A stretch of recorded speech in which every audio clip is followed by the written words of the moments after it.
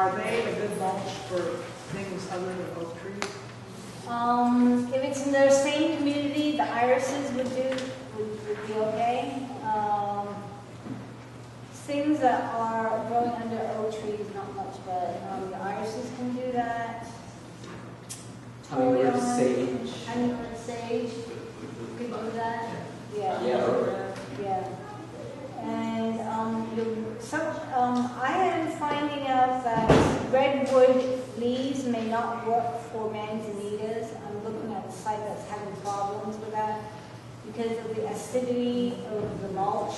Some plants need different acidity, so we're looking at that. And how about cedar mulch? Is that pretty universal? I have a bunch of shredded cedar mulch. Yeah. Yeah. Anything to help suppress weed and maintain water is good. You know, do you have good luck with composting oak leaves and then using them elsewhere other than the oaks? Yeah, good. Once they're composted. Yeah, once you're composting, that kind of helps. Yeah. But only because it doesn't want to break down very well. Yeah, if you leave it on the top, there are different visual effects for that. So some people like to have that slowly break down. For composting, if you want to make use of, if you have a lot of oak leaves and you want to make use of that and compost it. Well, what are plants that are compatible with oak mulch? So let's see. Douglas Douglas iris or the Pacific Coast hybrid iris.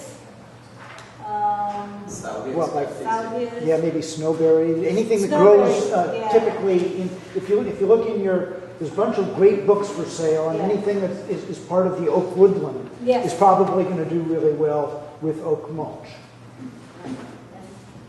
Are there any vines that do well in dry shade? Dry is difficult. Vines like to be more shade, so shade is kind of. It says shade from large oaks actually on the edge of a property, and we don't want to water a lot because.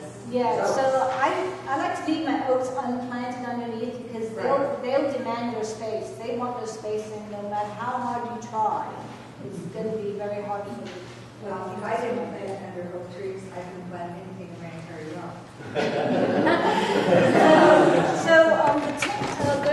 If you want to irrigate for the plants that you have, there's that little 1/4-inch hose that I was passing around.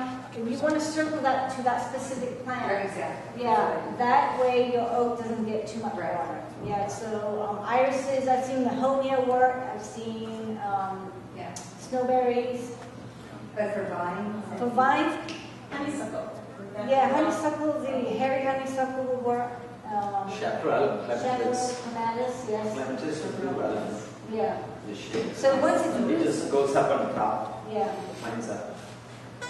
So as long as you have its root shaded, then it will climb up to get the sunlight for photosynthesis. It can't be all in all full shade.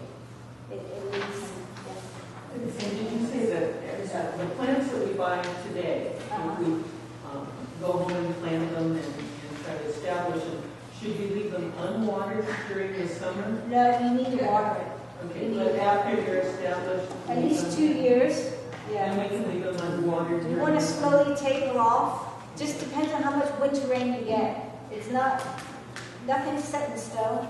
So you kind of have to be a sort of weather person to check the weather, how much rain you're going to get, kind of figure out if you've got too much rain that year, you may get away with not watering that summer, but maybe a light just to keep the tips of the root moist. Well, Dee, we got some mule deer one time, and they said in the summertime, don't water them at all, or you'll just wreck them in the summertime. Which one? The mule deer. Mule's ear. Mule's ear, yeah. If in So, the summertime. yeah, the bulbs, you don't want them all. Yeah, that's good. Mule's ear, I haven't had those in the garden, so that's good. Your bulbs, your native bulbs don't want to be don't want to be watered, so you want it to be high and dry. I can't talk about all. I'm sorry. I want to thank Dee for a wonderful talk. We have one short announcement about